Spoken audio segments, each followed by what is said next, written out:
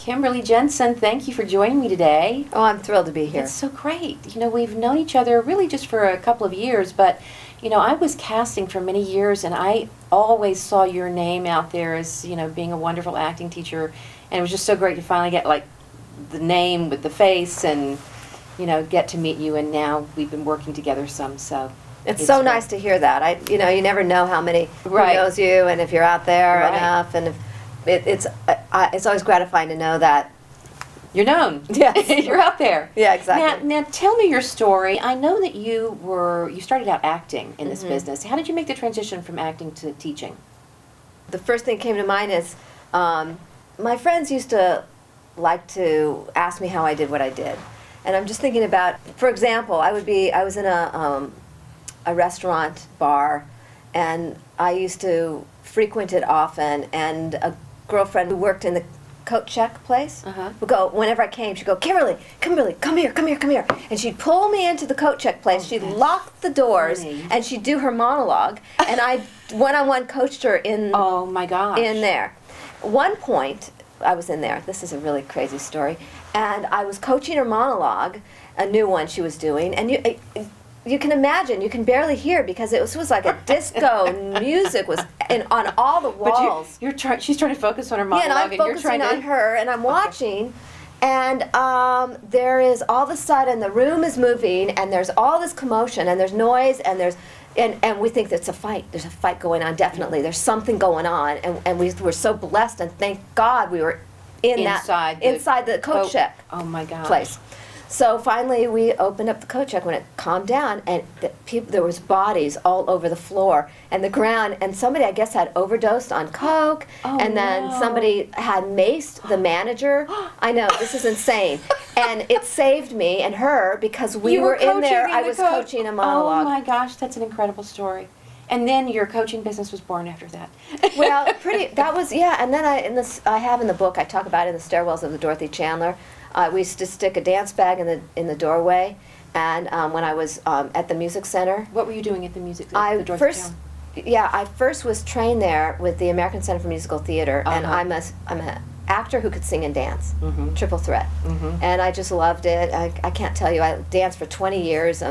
I sang. My first job was singing and I got my first musical when I was 11. And I could hit to the balcony. I'm a real musical theater singer. Wow. I should have done pop, but I never did pop. I just loved musical theater. I still do. And so anyway, they used to say to musical singer performers and musical performers that those who can do musicals can't act. That was like the kind of cliches thing they tell singers. If you can teach a singer, Stanislavski, if you can give a singer acting training, they are. And if they have a great voice, they're unstoppable. So my feeling is my first actors were singers, and I would help all my friends, and I'm so proud of all of the many singers that I've helped get to Broadway, and I love singers. So it started when you were still acting. Yes, it started when I was acting. You were coaching all the other actors. And I was having fun, and one of my mentors, George Stanoff, he was an amazing teacher, and he spoke with a very thick Russian accent. And my grandfather has like a Russian-German accent, almost identical. And I was used to, as a little girl, understanding my grandfather. And so my friends would come up and say, "What did he say?" But you were familiar with it because of your grandfather. Yeah, it was easy for me. So I understood him perfectly. So you were translating your teachers. Oh, that's fantastic. Sometimes. Wow. And then before you knew it, I was helping my friends. And then a couple of my girlfriends would hire me a lot to coach them. And so I remember one day, one of my best friends, she would just open up her checkbook and said, "Kimberly, I want to pay you." Oh, wow. And I said, "Are you kidding me? You don't have to pay me. I'm your friend." And she said, "No, I pay my coaches. And what you did and what you're doing is valuable. Yeah, and it's worthy of money. Yeah. And, And that's really what dawned on you is, oh my gosh. No, actually, that's not when it happened. I went, okay, so she wrote a check. So I was like going along every now and then, getting a check here and there, here and there, here and there. But when did it really have a breakthrough and decided to start a class was, I wanted to just see if I would, how much I would like it first. So I said, okay, I'm throwing a class. And I decided to throw like an 8-week class, and I got all my friends together, and then there were some people that I didn't know in the class that jumped in. And this young kid, he was 18 years old. I think his name was Chris at the time. I think it's Chris. Anyway, this young kid was there, and I gave my opening spiel, because I think actors are missing information. That's why, you know, one of my things is to give as much information. I don't like to withhold. If an actor asks a question, why not answer it or figure out the answer? So he sat there, and in those days I started this lesson called The Emotional Content, and how to basically help an actor with the emotional range. And so what I wanted to do was really teach actors how to develop empathy. Because if you can develop empathy, then you're starting to actually start to co-feel. And when you co-feel and appreciate other people, and you start to expand.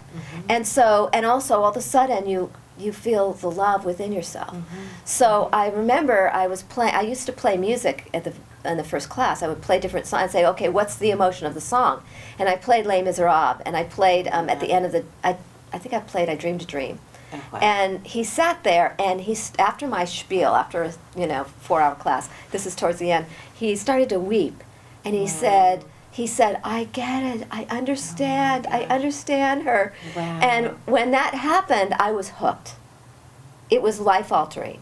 And I'm the type of person, I'm very spontaneous. When I want something or I feel something, I go after it immediately. I don't think about it, I don't say, oh, I have to think on it, I jump. But you knew that you had changed this actor, and that was it, to open the whole thing up. That was it. Wow. That was it. And then you made the transition from acting to teaching. Within 3 months, I left my agent. I said, I'm a coach.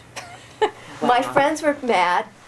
A couple of my friends got very angry. But it just filled you up. It filled me up, and I'm also a kind of human being that I want to live in the magic of life. Being in the world, it's about living into a purpose that you're doing something that matters deeply. That people are being affected. And my feeling is to be an artist is to follow your path, and to, I can't explain right now but not get stuck in a certain a result. In how you think your career is supposed to look, or how you're supposed to look in the world, but rather to follow a path in which you're making an impact. And so I was really making an impact as a teacher. Right. And it was so satisfying for me. So fulfilling, yeah. And so I wanted to do that. I wanted to continue. And I honestly think it's probably the most smartest thing, because anything good, all the good, even the directing, everything, the writing, everything comes out of the development of sitting in what I call the studio and looking at the human condition in a certain way and say, what the heck is this we're going through? What is life? And that's my big question is, what's this journey about? Well, now, when you do, like the emotion work that you were talking about, do you do it through scene study, or do you have different classes? Like, do you have different levels of classes, beginners, master class? How do you? I have a beginning, intermediate, advanced, and master class. And obviously the beginners, are you working with them on the original things that very first class? Oh yeah. I mean, the weekend intensive, I have a cold reading weekend intensive, and I call it cold reading because the first time you look at a material, it's always cold. I mean, after you've looked at it for more than 2 days, it's no longer cold. We call it hot reading. I love a hot reading. But for me, because it's the first time you're looking at it, how are you looking at it? The very beginning, when I first started the Cold Reading Weekend Intensive, I concentrated on the results of the business, because the fact is a lot of times you learn a lot of technique in class, but how do you translate it into the profession? Right. How do we really need a bridge. So the first thing I wanted to do was build a bridge for my students so that they could use their instruments in the business. And then as I was doing that, as I worked on emotional range, as I worked on how to, play your objective actively, and all the different various basics, what I really learned was actors don't see enough choices and often in their material, and they also need to learn how to be more flexible and adapt themselves to different kinds of scripts. They have to know the genres, like what's the difference between comedy and drama and farce. I call it the tone. The tone. Yeah, it is.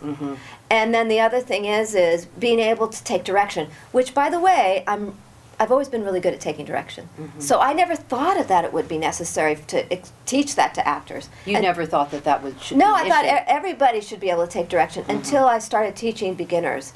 I first started teaching my friends and advanced and master students and professionals. And then when I started teaching beginners, I realized that if they don't understand how to be flexible and adapt. Do you find that sometimes beginners are a little defensive, maybe, about what they're trying to do, and you're just not seeing it, kind of? I think all defensiveness is based on fear and an inability to live outside of their comfort zone. Mm-hmm. You know, I'll tell you something about defensiveness and about resistance. All resistance is fear. And I know that in resistance, a young director or an old director, and also coaches, also when they see an actor get put resistance and defensive, it can be scary for them. Because here you are with two people, you know, challenged with resistance, and it's scary to confront somebody's own defensiveness. So that's when negative happens, you know, negative things. Like when I was a young student, they would beat us up. So you knew, just give it up. Surrender, surrender, surrender. Right. If anybody's hostile, whatever, surrender, surrender, surrender. And as a young actor, I never took it personally. Also, I had quite an intense childhood, so I was used to a lot of yelling. So okay, people are yelling, Right. And So you I'm didn't take it personally. No, and you just go roll with it. But Well, listen, it's so important in this business because if you do, you're never going to survive. It's If a hard If you're business. defensive, you're never going to survive because you're going to get so much rejection and you're going to be told no so many times. I know. And so you have to, you know, find that place in yourself, that creative place in yourself where you're doing it for other reasons, and you just have to. It's very hard. That is one of the hardest I know. things about the business is the rejection. one of the things I've learned, because you know, the more you're out there, the more you're a target for people to, you know, there's people that aren't going to like you, and there's people that are going to like you, and so you're going to be a target. So you gotta just get tough. You just have to think, I'm not going to take this personally. And if somebody's being hard on me or critical, it's for me to learn to get tougher. But one thing that I have done over the years is I'm proud of myself because I have softened. When actors get defensive, I've learned how to sort of Understand. what move they're in a going way, through. move in a kind of, what is that? Instead of get defensive back. Yeah. There's so many different teachers in town. You know, I do my audition workshops as well, and you know, a lot of times actors will come in going, "Oh my gosh, that teacher is so hard on me, and everything is negative, and they tear you down, and they feel that that's the best way to help you." And then there are other teachers who are, you know, will point out what's going on, but give you that positive reinforcement or whatever it is. And some actors really respond to being beat up and torn down and saying you're awful, and others end up, you know, having to go to years of therapy because of it, you know. So I feel I've guested in your class a few times, and I just feel you from what I've witnessed is that you're very nurturing and positive, but don't let them get away with anything, you know. Well, And I that's a think big- that's the best. That's a big compliment. I mean, I really appreciate you saying that because it took me years and years to do that. You know why? Because I have a conscience. If I get upset or have an altercation with an actor, it doesn't feel good. Sure. And because it doesn't feel good for me, I wanted to improve my ability to communicate and work with people. So I worked very hard on it. I mean, and I continue to, and in directing, I continue to. You know, I feel like you can get more out of an actor obviously with sugar than with bitterness. And people are beautiful. They're really beautiful. And I think that sometimes when you're in the field and you're moving so fast, we sometimes forget how beautiful the soul is. And if you reach into that part, you bring out the best. Well, and of course that's what you're trying to bring out in actors. And you know, this is a good segue about that. I mean, you have written, you've come up with these life emotion cards, which, I mean, emotion. When did you do this, and how did you come up with this idea for these cards? Well, I started, I know. I'm opening them just I'm going to show them as we go. Go ahead. Well, I started, my first tool that I built was called the emotional content. I talked about that in the book, and it's chapter 5.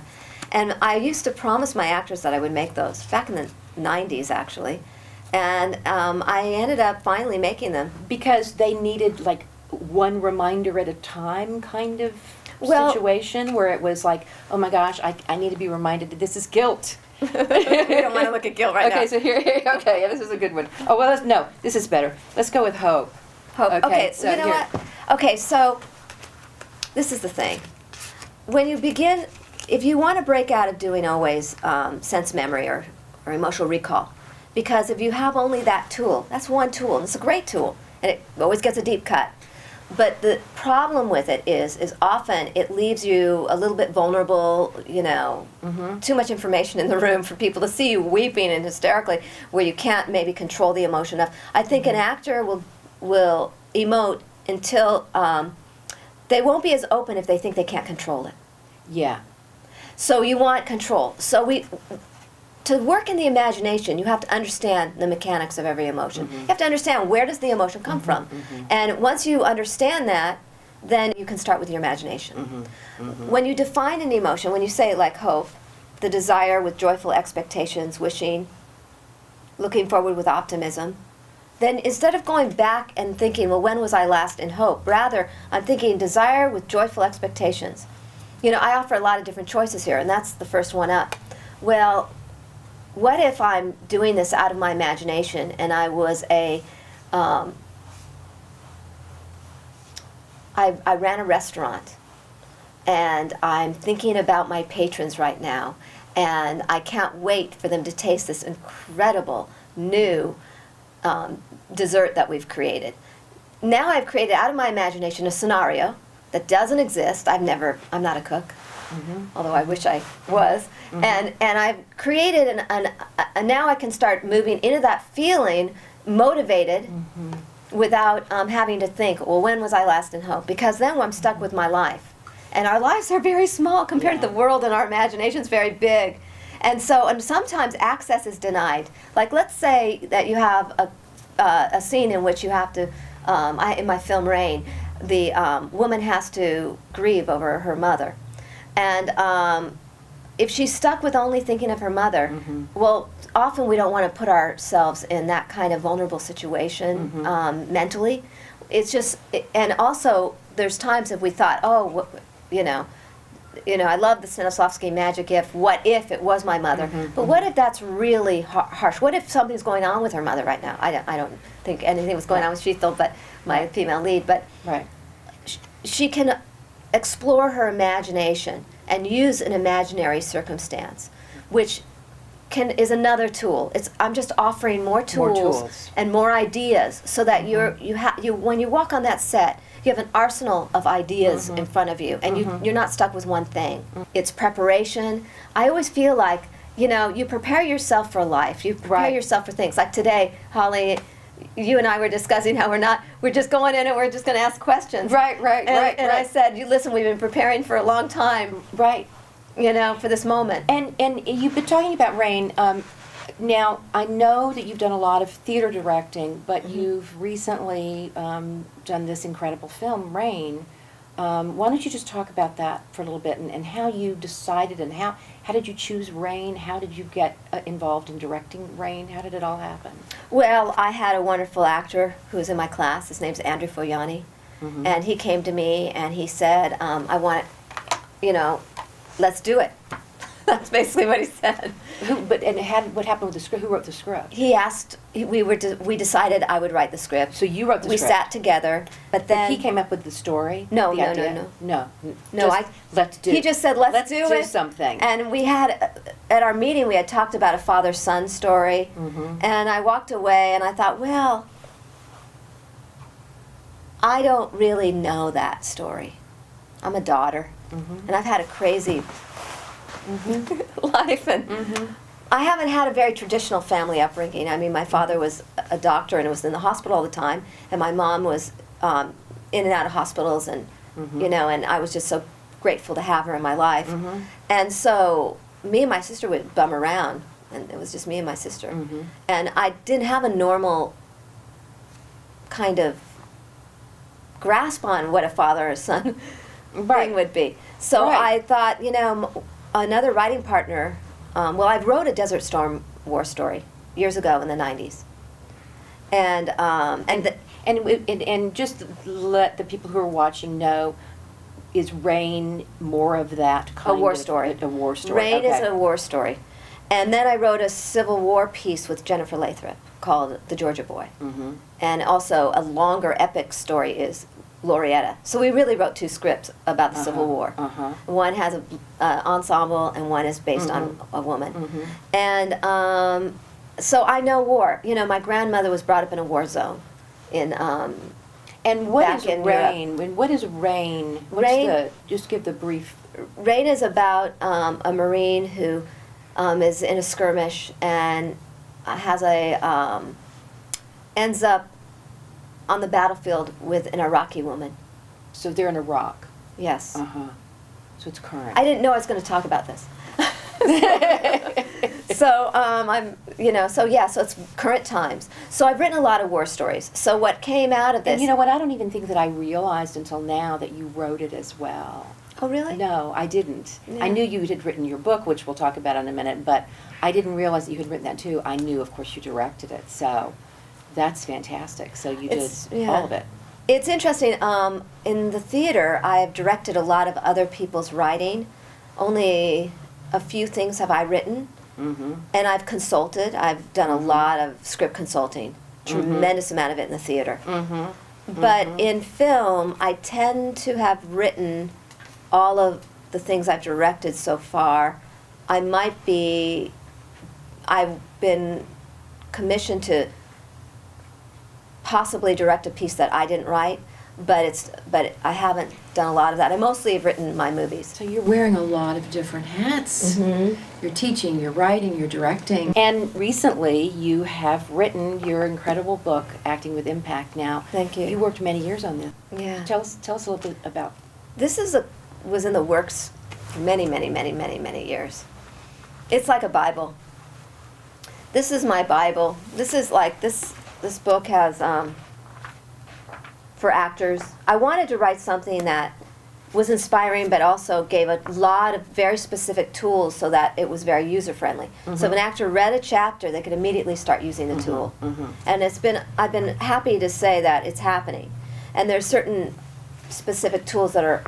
It's actually how I read the book. Oh, really? I was interested in certain tools.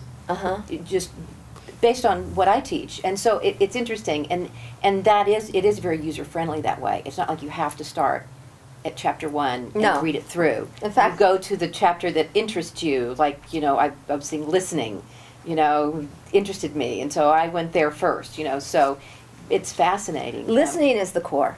You know that. I do. mean, it's like, here, it's if an actor does not know how to do give and take, they really aren't going to be getting very far. It's so crucial. It's everything. And did you, how long did it take you to write? Well, I wrote that book, I think it took about 4 years and then 2 years to get it published and 2 years of rewrites and working with different consultants to help me make sure it was really clear. And did you find that while you were writing it and you were teaching your classes, that your classes were informing the book and you were rewriting based on... Of course. Yeah. And also all your research, everything happens from my classes. From your classes. Absolutely. Yeah, yeah. I'm writing another book. I have a couple more in the works, but the big one, it's on essence work. And it's going to be more universal. It's going to be not only for actors, but for all people. Oh, so it's not, Yeah, and it's about good. the 16 journeys that we're always on one of them.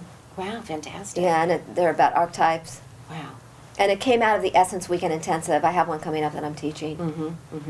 So essence meaning, just tell me a little bit about Essence this. is that thing inside you that's bright and full It's you. and need not ever protect itself because it's not a part of the body. It's beyond spirit. Spirit.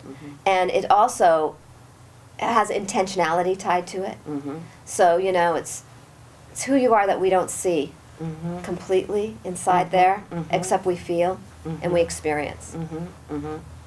Wow, that sounds incredible. So you're I work on on that right now. Yeah, I work on that part of actors as well. With I mean, their actors, sure. charisma, their sensuality, sexuality, beauty, all these things are tied to their inner light. Mm-hmm. Mm-hmm.